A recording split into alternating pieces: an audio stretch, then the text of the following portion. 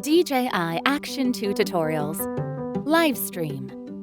Before live streaming with DJI Action 2, you need to first set up the streaming platform. Open the DJI Mimo app. Connect to DJI Action 2, enter the camera view, and select Live Stream. Select a streaming platform. Let's select Facebook as an example. Before live streaming, please ensure that DJI Mimo has been updated to the latest version. Tap Live Stream Settings and log in with your Facebook account.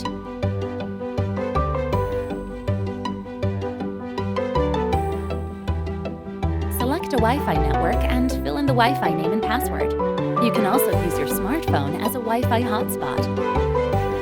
Fill in the descriptions about your live stream. Then select the resolution and bitrate. Tap Start Live Stream.